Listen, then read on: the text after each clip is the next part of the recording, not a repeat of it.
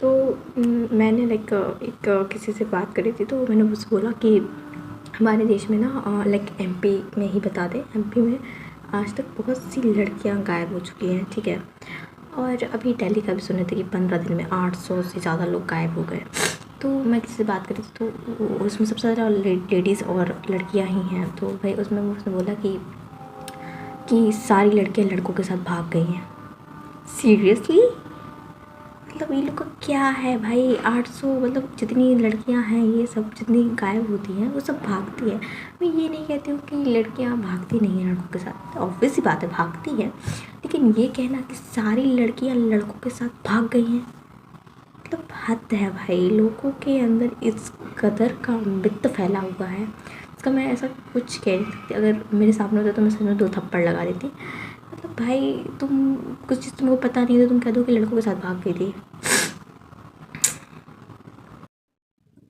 मतलब इन जैसे लोगों के अनुसार देश की जितनी भी लड़कियां गायब होती हैं वो लड़कों के साथ भाग जाती हैं।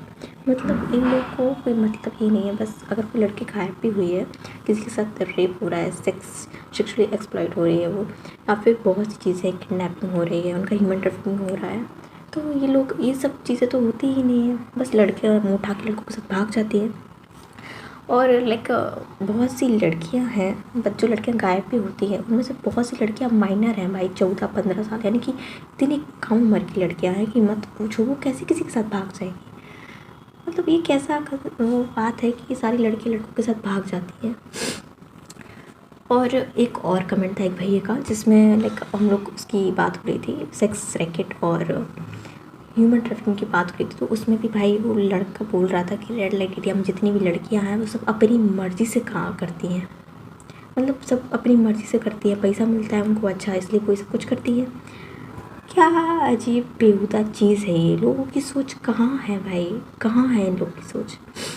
इन लोगों को मैं एक चीज़ बता दूँ, एक तो वो लड़कियाँ अपनी मर्ज़ी से आती नहीं हैं। बहुत से लोग हैं, कुछ घर वाले ही उनको बेच देते हैं, तो कुछ वो किसी के प्यार में, कुछ लड़कों के झूठे प्यार में फंस जाती हैं और वो लड़के उन लोगों का गलत इस्तेमाल करके उनको कहीं बेच देते हैं। और बहुत सी लड़कियां ऐसी हैं जो गरीब या फिर बहुत ज़्यादा गांव या फिर बहुत देहात एरिया की होती हैं, तो उन लोग से झूठ बोला जाता है कि हम तुमको बाहर ले जाके जॉब देंगे। इनफैक्ट बहुत सी ज़्यादा उनके साथ झूठ चाट बोल के उन लोग को अपने साथ ले जाते हैं और ले जाके फिर शहर में बेच देते हैं। और फिर बाद में इन लोग का ह्यूमन ट्रैफिकिंग होता है, सेक्स रैकेट होता है। और पता है बाद में भी जब ये लड़कियां नहीं करती हैं ना, तो इन लोग के प्राइवेट पार्ट्स, इनके बॉडी पार्ट्स को जलाया जाता है। इन लोग को इतना ज़्यादा परेशान किया जाता है, इतना ज़्यादा टॉर्चर किया जाता है कि ये खुद अपनी मर्ज़ी से काम करें। और छोटी लड़कियों को तो ऑक्सीटोसिन हार्मोन्स तक दिए जाते हैं, हार्मोन्स के इंजेक्शन तक दिए जाते हैं, जिससे उनके बॉडी पार्ट्स बड़े दिखें और लड़के लोग या फिर जो लोग हैं वो उससे ज़्यादा अट्रैक्ट होए। और ये मामला बहुत छोटा नहीं है, ये मामला बहुत बड़ा है। इतना बड़ा है कि इस मामले में जैसे कि एप्स्टीन फाइल्स है ना, तो कुछ एप्स्टीन फाइल्स हैं जो हमारे देश में भी बन रही हैं, लेकिन अभी नहीं, बहुत दिन बाद दिखेंगी। सो ये वो लोग हैं भाई, जो लोग लड़कियों की इज्जत नहीं करते हैं। ऊपर से अगर सोचो इनकी खुद की बहन होती तो तब भी यही बोलते कि लड़के के साथ भाग गई है। पुलिस रिपोर्ट लिखवाने जाते हैं और पुलिस रिपोर्ट बोलती है कि हम 24 घंटे बाद रिपोर्ट लिखेंगे, तब ये लोग यही बोलते हैं कि मेरी बहन, मतलब जब इनकी खुद की बहन होगी तब ये लोग कहाँ जाएंगे।